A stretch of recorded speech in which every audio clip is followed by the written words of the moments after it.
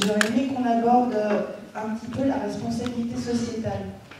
En sachant que la responsabilité sociétale, il y a une norme qui est parue il y a quelques années, qui était, je ne sais pas si elle n'est peut-être pas passée en norme ISO, c'est-à-dire International Standard Organization, mais c'est une norme au départ qui a un petit peu voulu sous-tendre, en tous les cas, une prise de conscience au niveau des sociétés françaises.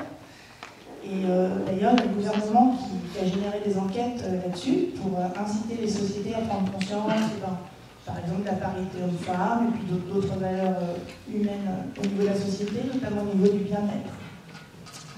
Donc, par rapport à cette responsabilité sociétale de façon un petit peu plus large, en fait,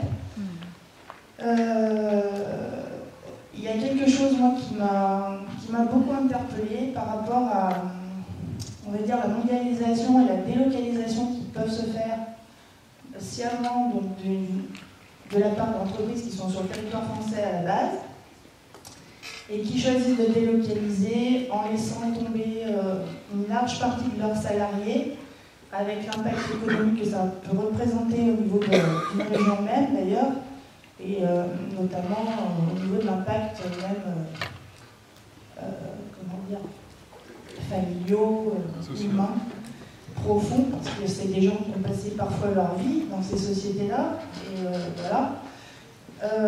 Est-ce que dans les propositions ou même dans les solutions imaginables, on peut envisager que justement une société qui choisit de délocaliser et qui fait quand même du bénéfice donc, hors des frontières françaises, est-ce qu'on ne pourrait pas imaginer qu'en termes de responsabilité sociétale, c'est qu'elle prenne en charge le coût justement du chômage qu'elle laisse derrière elle, parce qu'elle continue à faire des bénéfices ailleurs dans le monde et qu'elle ne se soucie plus du coup des salariés qu'elle laisse en plan.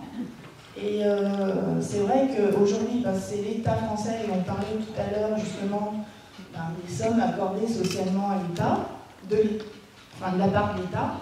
Est-ce qu'on ne pourrait pas imaginer que les sociétés qui laissent sur le carreau leurs employés prennent en charge le coût du chômage jusqu'à ce que les salariés finalement se remettent sur pied s'ils y arrivent, mais en tous les cas, donc en termes de responsabilité sociétale, qu'elles aient ça à l'esprit et que ça leur soit imputé. Vous avez raison. La semaine dernière, j'étais à la même heure, j'étais l'après-midi à Brest, le soir à Concarneau, où ils ont eu des grosses fermetures d'usines, d'abattoirs, etc. Vous avez entendu parler dans les médias. Là-bas, quand il y a une conserverie qui ferme, en gros, vous avez 200 familles d'un village qui sont au chômage. Sur le plan de la morale, ce serait totalement juste.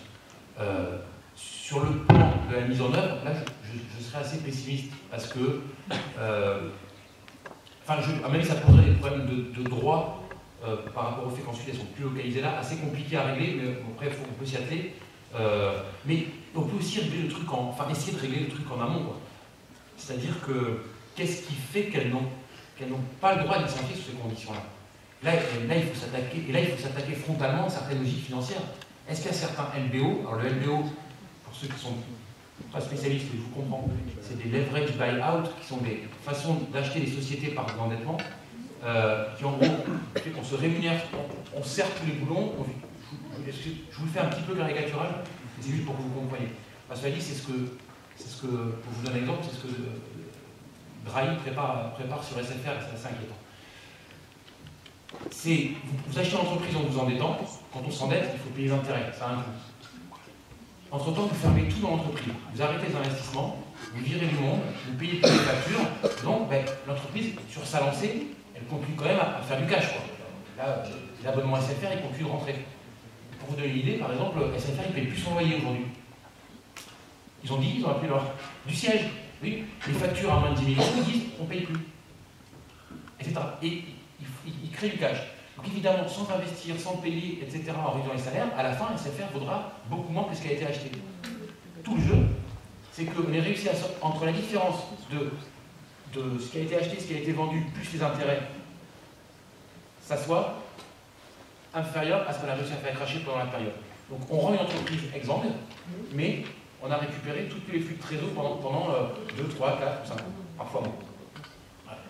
Ça, ces stratégies-là devraient être interdites. Parce que souvent, on va dire qu'il y a plusieurs sortes de licenciements financiers et boursiers.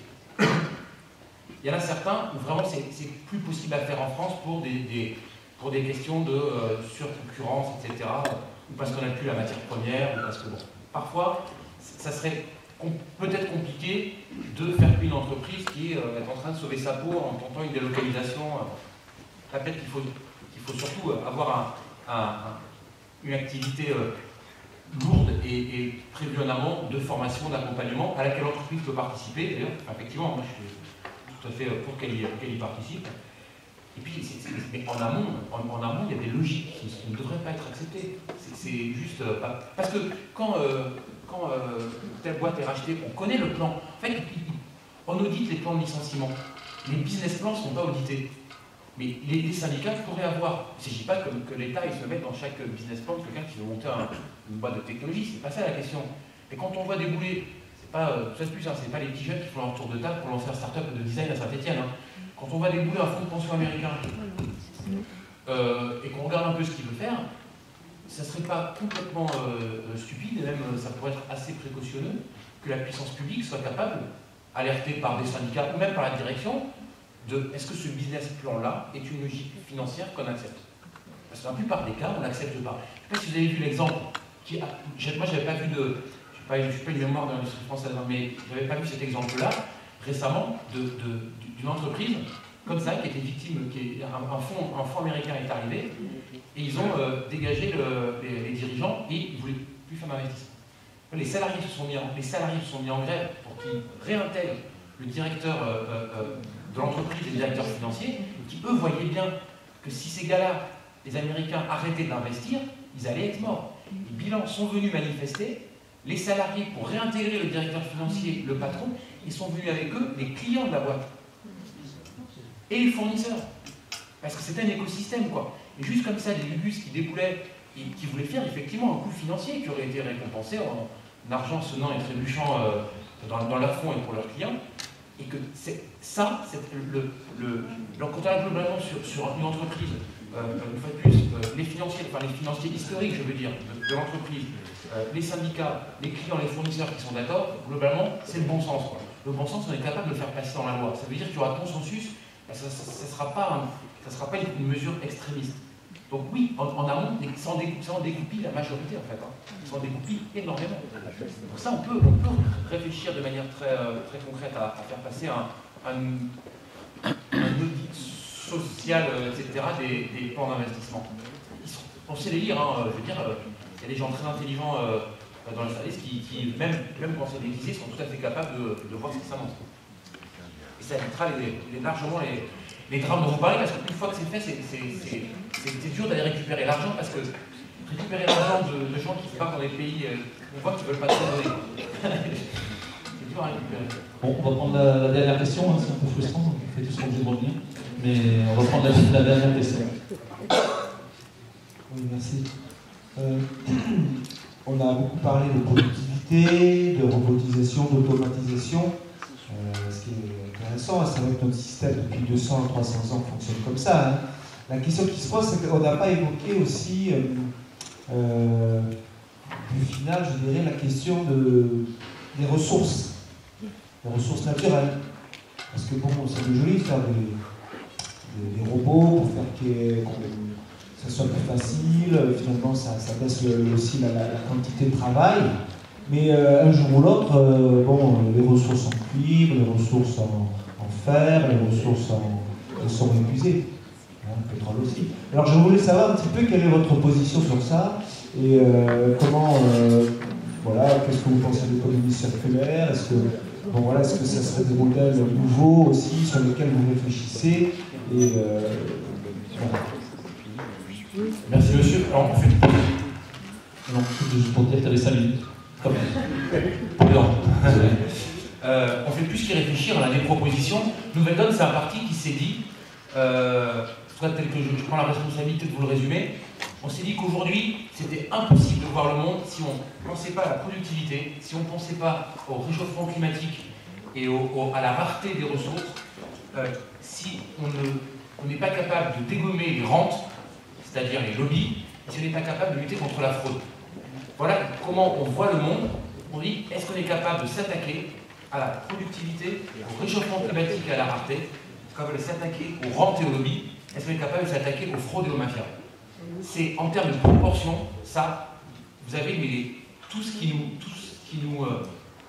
les défis qui nous sont posés. Et donc, oui, évidemment, la transition écologique sur le plan du climat, c'est un scandale qu'on ne soit pas dedans. D'une part, parce que ça crée des emplois. Deuxièmement, parce que c'est du bon sens, on va dire, quand on voit l'état de la planète et qu'on a plutôt envie d'y vivre, pas sous les eaux, pas sous les ouragans, et avec de quoi produire des terres agricoles normales. Donc